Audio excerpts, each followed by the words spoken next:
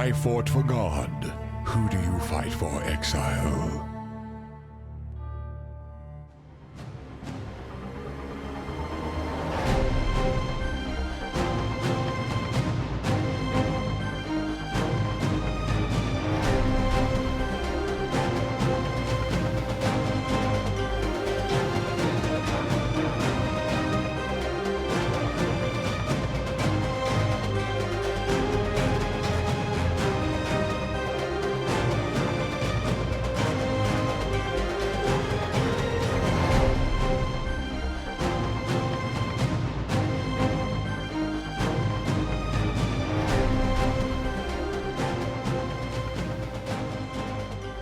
Hey there, welcome to another Path of Exile guide, this time with a chaotic Toxic Rain Ranger. If you're looking for a super fast chaos damage dealing character that melts everything like a hot knife through butter, then you found the perfect build.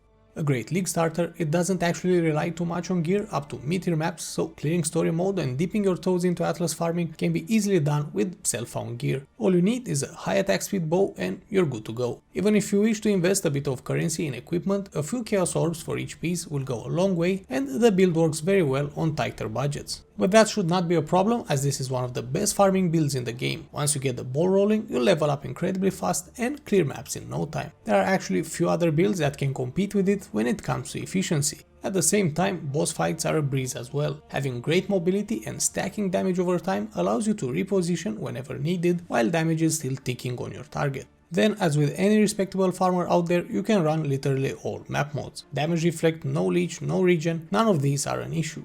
Its incredible speed, coupled with almost permanent uptime for all your flasks, also make it an insane delving machine, as you can really quickly clear any side areas while darkness diving. Lastly, while it does have several defensive layers and solid effective HP, I would still not recommend it for hardcore play, as it is, at the end of the day, an evasion based build. Before diving into how you actually get to play the build and put together all its pieces, I should add a short disclaimer. This guide will be more condensed than my previous ones, however, pretty much all the usual information is still there. It's just presented in a more compact format. If anything is unclear or you have any questions about the build, you can find me streaming on Twitch at twitch.tv/Navandis, link to the schedule in the pinned comment and video description. I'm live 4 or 5 times a week and you'll get to see every upcoming build being put together, leveled up and fine-tuned before it becomes a guide such as this one. Finally, the most up-to-date path of building link will also be found in the pinned comment and video description. As usual, the guide is still divided into 7 main sections: build overview, passive tree and leveling, ascendancy, pantheon, gems and links, gear, flasks and jewels, and finally pros and cons. So with that out of the way, let's start with the build overview. The build's main skill, Toxic Rain, shoots several arrows up in the air which then create toxic spore pods where they land. These spore pods deal a large amount of chaos damage over time and drastically slow down enemies. After a short duration, the pods explode in an area around them. This particular build only focuses on that damage over time part without scaling hit damage or relying on poison. The spore pods dots stack without any upper limit, and multiple pods can overlap and affect the same target at once. Most larger targets, such as bosses, will generally be affected by 4 or 5 pods from each Toxic Rain salvo you fire. As such, you need to primarily focus on gathering lots of attack speed and increase skill effect duration. This way you get to very quickly carpet an area and dozens of toxic spore pods which last a lot longer and get to apply their damage over time on any target caught in that death field. It might seem counterintuitive to not add poison into the mix, but trust me, trying to scale both poison and the pod's damage over time will result in less damage and a jack of all trades, master of none type of build. On the defensive side of things, you have quite a few things going on. Very solid amount of evasion and dodge, incredible movement speed, easy to cap chaos resistance, over 6k life and excellent flask duration and efficiency. In fact, flasks are a key element of this build, and I know many players absolutely hate flasks in Path of Exile. However, this build actually makes your life much easier when it comes to flasks. They last almost twice as long, they replenish much faster and have incredibly powerful base and side effects. For example, in this build, a Seething Divine Life flask restores over 3000 life instantly compared to the 979 life for normal builds. Another great defensive layer is the insane ability to slow down enemies. Toxic Rain, Wither, Skitterbots, Chilling, potentially even Temporal Chains or Maim, even bosses will literally crawl around, allowing you to run circles around them, easily avoiding their abilities and positioning yourself optimally. I will however go into greater details about all these in the passives, gems and gearing sections respectively. And speaking of that, let's actually start with the passive tree and leveling. There are two different passive tree options for this build, one using cluster jewels and one without. Here I'll talk about the cluster jewels version, and you can find the non-cluster one using the Path of Building guide link. You start off as a ranger, and up to level 12, when Toxic Rain becomes available, you can use Caustic Arrow instead. The first 3 acts are packed with great picks. You start off with Finesse, Heart of Oak and Primal Spirit trio. Increased life, mana as well as strength and intelligence along with some decent attack speed will get the ball rolling. You then head down and grab Toxic Strikes, Farsight and Thick Skin. Damage over time as well as damage with bows, coupled with attack speed, will be your bread and butter DPS modes in this build. Follow up with Herbalism, further increasing your health pool and flask efficiency, then invest into Master Fletcher, a really solid bow damage cluster. Finally, take the Keystone Spear, Acrobatics and Phase Acrobatics, gaining 40% and 30% chance to dodge attacks and spells respectively. Dodge is a separate defense mechanic on top of evasion, further reducing the overall chance to get hit. Don't forget that Act 2 brings with it the Deal with the Bandits quest, and the best option here is to kill them all and gain 2 passive points. None of the bonuses provided by the bandit leaders are meaningful for this build. In the next 3 acts, continue using your passive points in the upper part of the tree. First, get Hunter's Gambit, one of the best DPS passives for this build. Damage over time, skill effect duration, chaos damage over time multiplier, these are all exceptionally strong stats for this build. Fangs of the Viper, Entropy, Coordination and Trickery are slightly less impressive damage nodes, but still definitely worth picking. Aside from attack speed, they provide some less potent bonuses such as increased chaos damage, but also utility in the form of movement speed and intelligence. Balance these out with Revenge of the Hunted and Blood Drinker clusters, boosting your maximum life and evasion.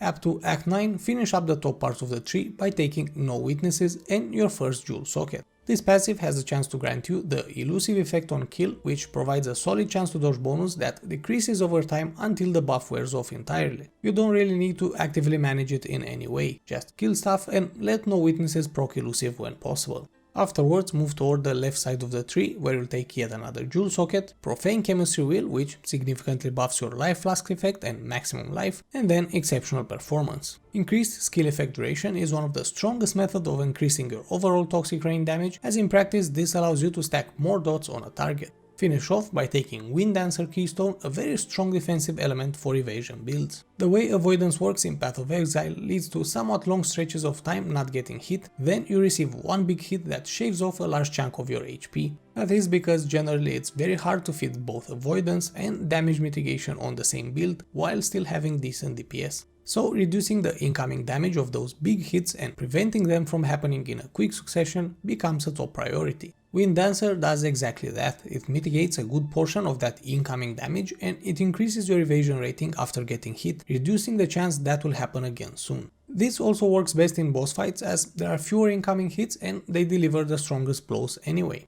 As you finish the campaign and up to level 80, you should take Constitution and the 2 adjacent life nodes, then start working on the Cluster Jewels part of the tree. On a large Cluster Jewel, the most important passive you're looking for is Unspeakable Gifts. Enemies you kill have a 10% chance to explode and deal chaos damage in an area around them. This greatly helps with your clearing speed and overall efficiency. Since this is quite a rare passive, you can't be very picky with the other 2 options, so any combination of the following will work just fine. Wicked Pole, Unwaveringly Evil, Misery Everlasting or Touch of Cruelty. All these will increase your damage somehow, either directly, increasing skill duration or by buffing your Despair Curse.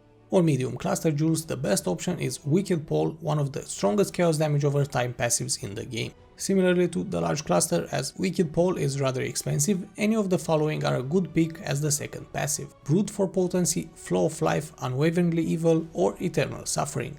By level 90 you should be able to complete the cluster jewels part of the tree with 2 medium and 2 small ones. And speaking of small cluster jewels, either Peak Vigor or Fatal are 2 great options to further boost your HP. Any other secondary mods on these are just icing on the cake: resistances, strength or intelligence, maybe even some extra life. If you're gonna push to level 100, you can grab Potency of Will for a great deal of increased skill duration, Arcane Chemistry for even more flask recovery and charges generation, and finally a Jewel Socket. And that's about it for the passive tree and leveling. In the next section I'll be covering the Ascendancy class, which improves pretty much every single aspect of this build.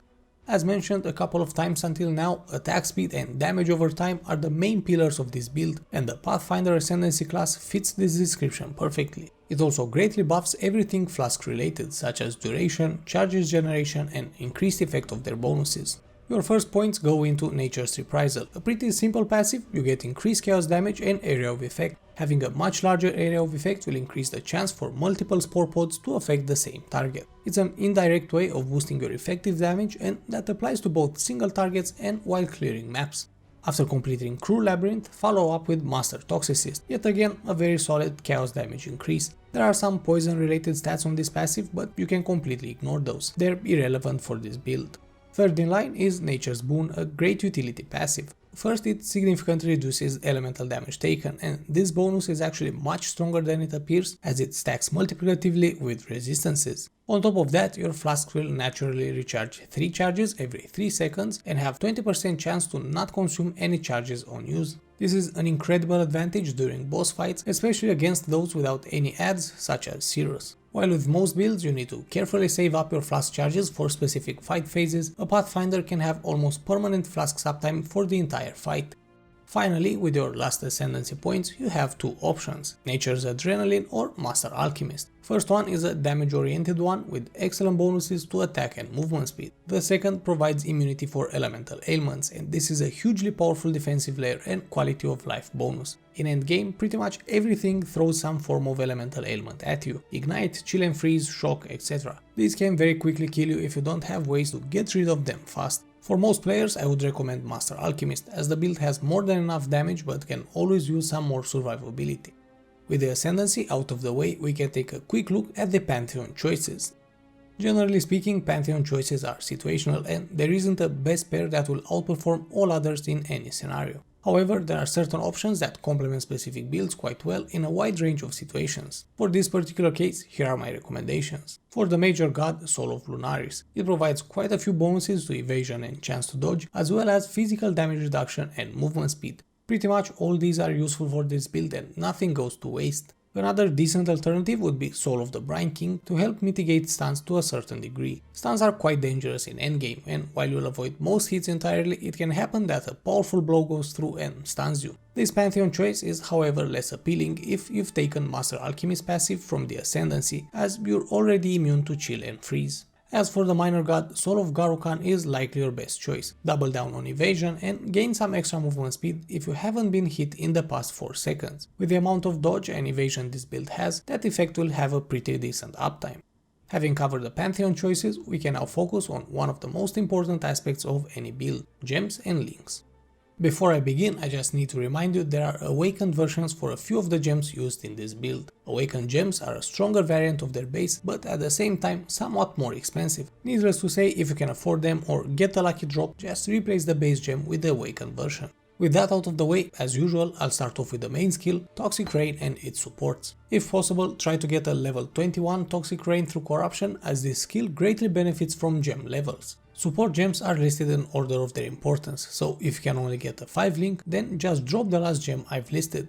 Mirage Archer support will summon a Ghost Archer on top of your character when you hit an enemy with Toxic Rain. It will start shooting its own Toxic Rain, automatically targeting enemies. Not only does this increase your overall damage quite a bit, but it also boosts your efficiency by a large margin. In any combat scenario, but particularly in boss fights, every second you're moving is a second you're not dealing damage. However, with Mirage Archer, you'll continue stacking up spore pods on enemies even when you're focused on repositioning or dodging some big boss move. The next 4 support gems, Vicious Projectiles, Swift Affliction, Void Manipulation and Efficacy, are very simple and they just boost your DPS in some way, either by increasing your damage over time, chaos damage or skill duration. Technically, an Empower level 4 gem is stronger than Efficacy support, but also costs a few Exalted Orbs. If you can afford it, then definitely use this as your 6th gem in this setup. As you're using a bow as a weapon, you can potentially have a second 6-link setup in your body armor. Wither is a spell that applies a stacking debuff on enemies, greatly increasing the chaos damage they take, while at the same time slowing them down. You can keep this gem at level 12 to lower its intelligence cost, as it doesn't gain much from extra levels anyway. Since you'll be busy firing toxic arrows, this spell is cast using totems. As such, Wither is linked to Spell Totem and multiple totems, allowing you to summon 3 totems. As your totems are quite vulnerable, you ideally want them to apply the maximum 15 Wither stacks on enemies as quickly as possible. Faster casting is how they'll achieve that, while increased duration and enhance will ensure the Wither stacks last much longer. Next you have 2 auras, Malevolence boosting your damage over time and skill effect duration, and Skitterbots which chill and shock enemies. Chill further slows down enemies, stacking with Toxic Rain and Wither, while Shock increases damage taken by your targets from any source. That of course also applies to your Toxic Rain and Spore Pods damage. Link these with an enlightened support of at least level 2, but ideally level 3 or 4, to reduce the mana reservation cost of your auras. This will make it much easier to sustain the high mana cost of your Toxic Rain. Finally, add Blood Rage, which doesn't even have to be linked with the other gems. It provides a buff that greatly increases your attack speed, as well as giving you a 25% chance to gain a Frenzy Charge on kill. In turn, Frenzy Charges will further increase your attack speed and damage. Next setup is your utility toolbox. First is Steel Skin, a guard skill that creates a damage absorption shield, soaking up about 2200 damage. I use this skill by binding it to my left mouse button, replacing the default move action. As I keep the button pressed, it moves my character as usual, but also casts Steel Skin on cooldown. Next gem is Dash, the build's mobility skill. There's nothing much to say about it apart from the fact that it's really quick and is not impacted by slow effects, and it can bypass obstacles. This makes it ideal not only as a travel skill, but also as a defensive tool for dodging big incoming damage, as well as getting out of nasty ground effects. Link these gems to Second Wind, which lowers the cooldown of both active skills and provides an extra charge to Dash. You can add something like Withering Step or Blink Arrow as an additional mobility skill when Dash is on cooldown. And the final gen setup in this build is pretty much optional. There's really not much that can be added to a damage over time bow build, so I went with some life regen. Stone Golem and Holy Relic both provide a decent amount of life regen. You then link them to minion life to try and keep them alive as long as possible. Finally, add Culling Strike. If a target is at or below 10% HP, any hit from either of your minions will kill them instantly. And yes, a Stone Golem dealing 5 damage will instantly kill Cirrus or Shaper if they're under 10% life. With the gems out of the way, it's time to take a look at the recommended gear for this build. In this section, for each gear slot, I will outline 3 tiers: Basic, Mid-tier and Best in Slot. Generally speaking, prices increase significantly with each tier, but so do the benefits that the items bring. Your main goal is to cap your elemental resistances. Then you should aim to have either flat or increased maximum life on all gear pieces except on your weapon. The rest of the affixes should be a mix of chaos resistance and damage ones, mostly in the form of attack speed, chaos damage over time multiplier, and gem level bonuses for your Toxic Rain. Starting from the top, a basic helmet needs 70 plus life, 60 plus elemental resistances on an evasion based item. Ideally squeeze in some int or strength to be able to max out your off-color gems or chaos resistance. A good mid-tier one is the unique Devoto's Devotion. Attack speed and movement speed are two affixes that are not normally found on this gear slot and at the same time excellent for this build. Chaos resistance and a large amount of evasion and armor round up a great and affordable item. For Best in Slot, the main affix you're looking for is nearby enemies have minus chaos resistance, which translates to a huge DPS boost for this build. Other excellent mods are 70 plus life, some elemental resistances, maybe even some int or chaos res.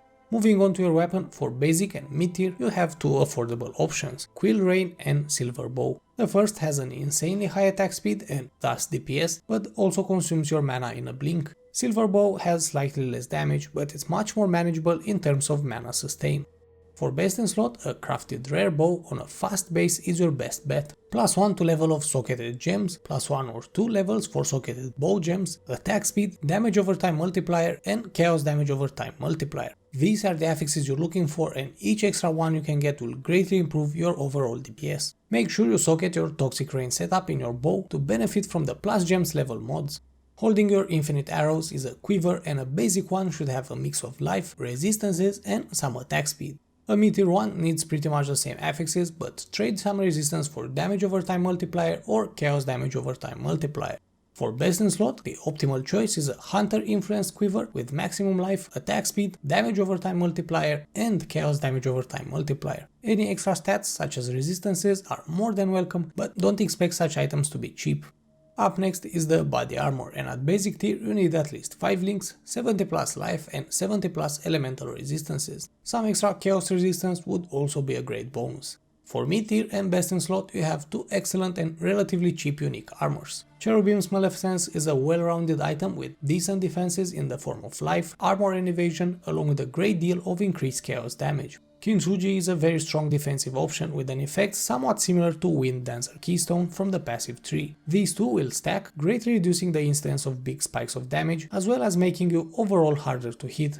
Since you'll be socketing the Wither Totem setup in your body armor, a 5 link will be more than sufficient until you can afford the 6 link, as adding that last gem is more of a min-maxing thing. Moving on to gloves, on basic ones look for 60 plus life and elemental resistances. Some strength or intelligence would also help to level up your off-color gems. On mid tier and best in slot, aim for a pair of Elder or Hunter influence gloves with 60 plus life, attack speed and chaos damage over time multiplier. If possible, craft the increased damage during any flask effect prefix, which should be more or less permanently up given the heavy focus on flasks in this build. With boots the choices are quite simple. Basic and mid tier ones need some movement speed, maximum life and resistances. The more obviously the better. This is a gear slot where you should really focus on working towards capping your resistances. For best in slot, you're looking for pretty much the same mods, but in addition with some chance to dodge spells or attacks. Remember, you can craft pretty solid hybrid, chaos plus elemental resistance mods using the hideout crafting bench. Moving on to your belt, quite similar to boots, this is a slot where you should stack up as much life and resistances as possible, including chaos resistance. In addition to that, a mid tier 1 should have some flask related affixes such as increased flask effect duration or chance for a flask to not consume charges. If you have an empty prefix, then you can craft some of these using the bench in your hideout. The best in slot is, as expected, a Stygian Vice belt with similar affixes but the added bonus of the Abyssal socket. The amulet is a versatile slot in this build and it should be used to squeeze out as much damage as possible while having just enough resistances to be capped. Ideally, look for an agate base for the strength and int implicit. Also, regardless of tier, a crucial prefix on your amulet is non-channeling skills have minus mana cost. Toxic Rain is a very expensive skill to cast and reducing its cost will allow you to reserve more mana with auras and further boost your DPS. This affix is crafted using your hideout bench and is unlocked by unveiling jewelry dropped by Elrion in Syndicate encounters. On basic and mid tier ones, apart from the minus mana mod, look for a good amount of life, some resistances and either attack speed or chaos damage over time multiplier. As for best in slot, a Hunter influenced amulet is your optimal choice with maximum life, chaos damage over time multiplier and +1 to level of all chaos skill gems. This will increase your Toxic Rain gem level, greatly boosting its damage. There's also a +1 to level of all dexterity skill gems affix with a similar impact. Getting both these mods will be very expensive but definitely worth the investment. Amulets can also be anointed using oils dropped from Blight encounters to add a notable passive to them without changing the item in any other way. For this particular build, the best DPS option is Corruption for increased chaos damage and Wither effect. A close second that doesn't rely on Wither debuff being applied is Atrophy. If you need more defenses, Hardened Scars is an insanely strong hidden passive. It grants you the Fortify buff during the effect of any flask and boosts the amount recovered by your life flask. With rings, same as with your amulet, the top priority is non-channeling skills have minus mana cost. On basic and mid tier ones look for 40 plus maximum life, just enough resistances to be capped along with some strength or intelligence. For best in slot, take it one step further and add some attack speed as well as chaos resistance. Up next are jewels, an excellent source of DPS, life and utility. They really add up, so don't ignore or downplay their importance. The absolute top priority here is to get an Abyss Jewel with chance to blind on hit. Blinded enemies have a high chance of missing their attacks, effectively boosting your evasion by a large margin. On regular jewels, you're looking for maximum or flat life, chance to gain onslaught on kill, increased chaos damage, damage over time multiplier or attack speed. The damage mods can come in a variety of formats, with bows while wielding a two-handed weapon, etc. I can't list them all here, but you can find the trade links in the notes tab of the Path of Building guide. Basic and mid-tier jewels can have 3 useful mods, while best in slot ones should have a 4th one, perhaps some extra resistances, int or strength. Finally, the best in slot jewel is the usual suspect, a Watcher's Eye with damage over time multiplier while affected by Malevolence. A really expensive jewel but definitely worth it if you wish to squeeze out as much DPS as possible. And finally, let's talk about flasks. I'll repeat what I've said a few times throughout the guide, flasks are hugely important for this build. The entire ascendancy revolves around flasks and a large portion of your damage comes from them.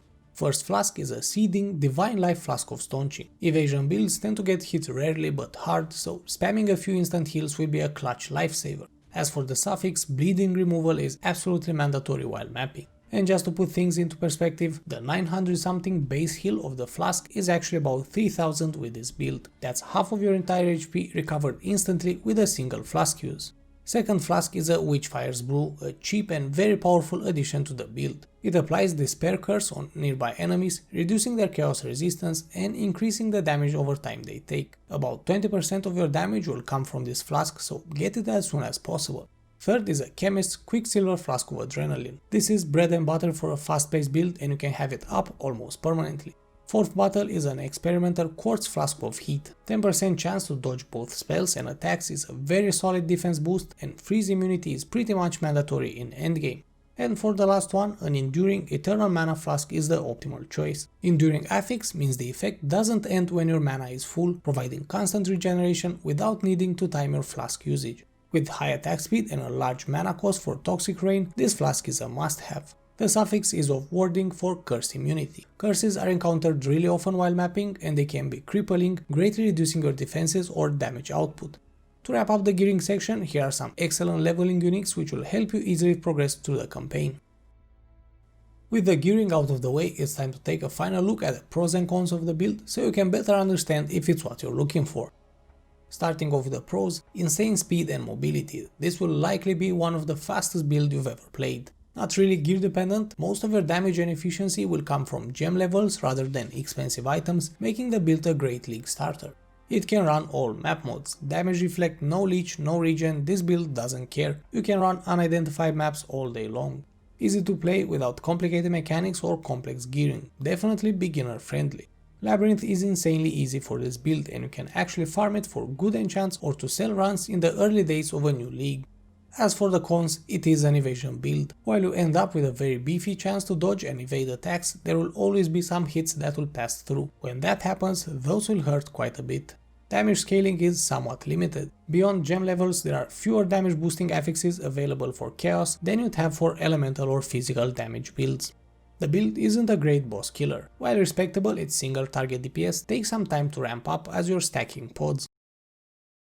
Learn anything new, Exile? If you did, then you'll probably be happy to hear there are more videos coming up in the near future with more exciting builds to try. Make sure not to miss them by subscribing to the channel so you get notified when that happens. And while you're at it, why not like this video as well or drop a comment down below to let me know your thoughts. Thank you all for watching and see you next time.